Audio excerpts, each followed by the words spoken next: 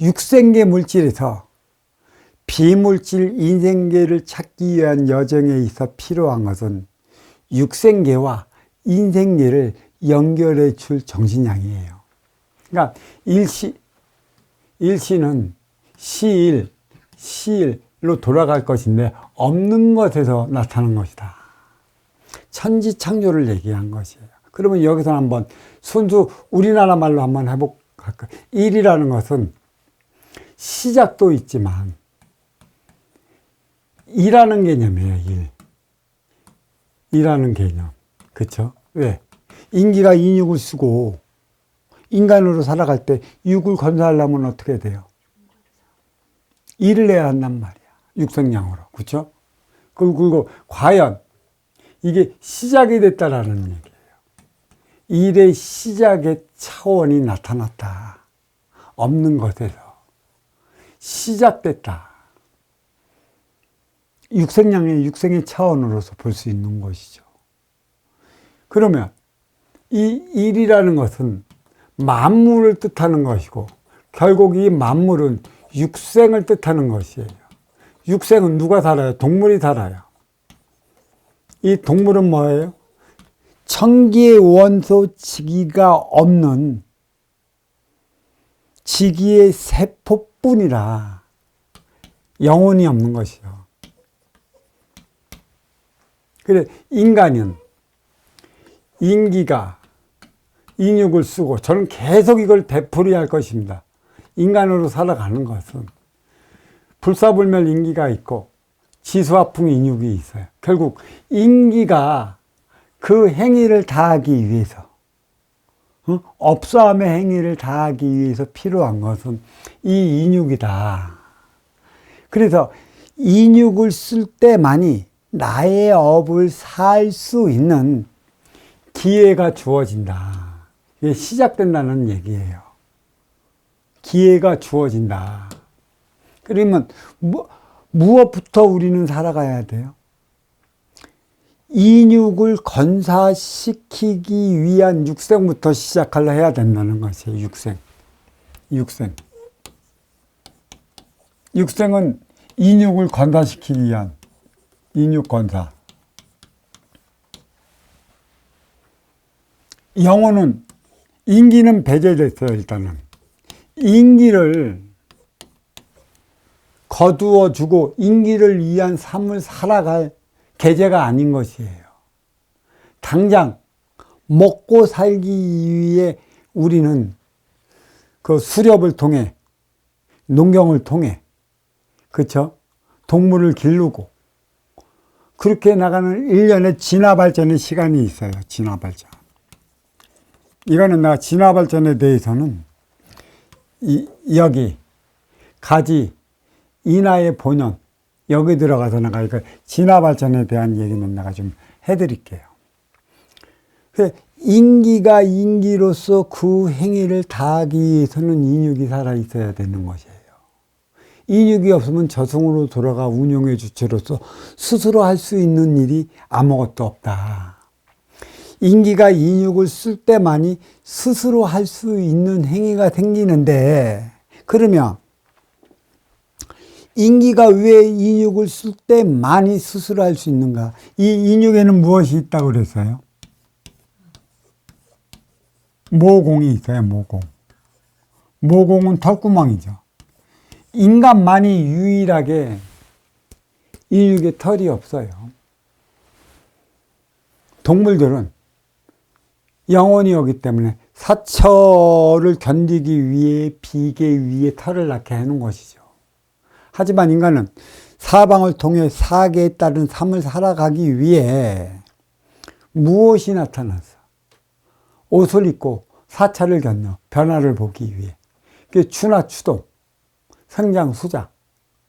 그 모든 군문의 원리가 여기에 있게끔 만들어 놓은 것이죠. 그래, 이 모공에는 마음이 있어요. 지혜. 너를 위한 것. 그래서 인기가 인육을 쓰고 인간으로 살아갈 때만이 사와 정의 세계의 균형을 흐트러지지 않는 삶을 살아갈 수 있는 것이에요. 인육이 없고 인기, 영혼만이 있다. 그러면 너를 위한 분별의 차원이었기 때문에 인기는 생전의 집착으로 말미암아, 생전의 함으로 말미암아, 다하지 못한 것에 대한 미련으로 말미암아 본주를 찾아 본향으로 들어가지 못하면 구신으로 인해 구천을 떠돌게 되는 그 엄청난 일을 해야 한다는 것이죠. 분별이 있다라면 내가 일어서면 안 된다는 건 아는데 마음이 이미 육신이 소멸되면 마음도 대자연으로 돌아갔어요. 마음은 빛이고 티 없이 맑은 거라고 그랬어요. 이 빛은 하나님이라고 그랬죠.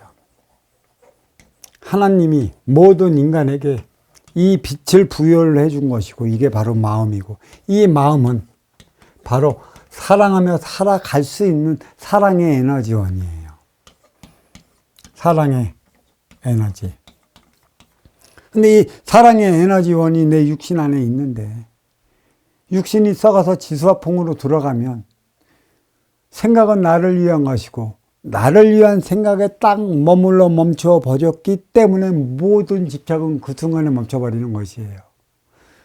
이 영혼들이, 구신들이 천년 만년 구천에 떠도는 이유가 바로 여기에 있는 것이에요. 자기의 집착에 빠지면 한없이 빠져갖고 그것을 깨우쳐 줄 때까지 생전에 다하지 못한 그곳에 머물러 멈춰버려 집착기가 되는 것이고 뭐 그런 귀신을 또 무슨 귀신이라고 그래? 뭐 지방령이라고 그러고 뭐 기타 등등의 이 이름을 만들면 만들어서 거기서 머무르는 거예요. 그거 깨우쳐주면 본줄 찾아 본산으로 들어가요. 과연 어떻게 깨우쳐줄 것이냐, 어떻게 가르쳐 줄 것이냐. 그런 머물러 멈춰버린 영혼까지도 그대가 몸이 아픈 것도 그러한 영혼들 조상들이 있기 때문에 내가 아픈 거야. 그것을 누가 깨우쳐 줄래? 병원 나가서 침 맞았고 놔둘 수 있다면 얼마나 좋을까만 표적은 그럴 수 없다는 것이지. 그럼 남은 때로는 여기서 공부하면 이상한 작용이 일어나. 그러면 스승님이 그러지. 그건 네 기운 맡긴이라고 그런 거죠. 조금만 지나면 무지 말케해져. 하나둘씩. 내 탁한 기운은 내가 공부되는 만큼 분별이 바로 쓰는 만큼의 나와 함께하는 탁한 기운도 맑혀져 올라가는 것이고 대신으로 있는 그러한 인격신들도 알지 못한 차원을 배워서 더 나은 운영의 주체로서 그 행위를 다하기에 노력한다는 것이야. 가르쳐주는 자가 있으면 머물러 멈춰버려. 왜? 그 인기의 높은 차원들이 세대별마다 인육을 쓰고 인간으로 현현하는 줄 알아. 이것을 가르쳐주기 위한 곳에 있어. 그들이 떠나면 그 다음 세대도 분명 보내줄 텐데 얼마만큼의 주어지는 표적 헤쳐나갈 수 있고 육생량이 꼬드리는 게 뭐예요? 유혹.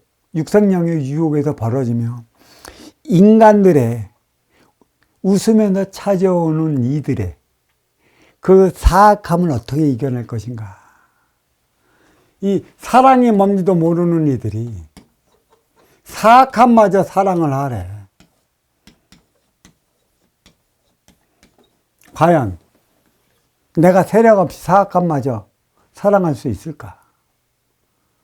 세력이 있을 때만이 사악함을 사랑할 수 있는 거야. 그때까지는 내 세력을 키우는데 전념하고 이 사악함이 옆에 들어왔다라면 이거는 뭐로 작용해요? 표적으로 작용해. 나한테 결국 좋을 수가 없는 것이지. 내가 아무리 여기서 기운이 좋다 하지만 인간의 새가 없으면 나를 인정해 주질 않는다고. 그게 우리의 현실인 것이고 실력이 있는 만큼 새를 키워나가야 하는 것이에요. 일시무시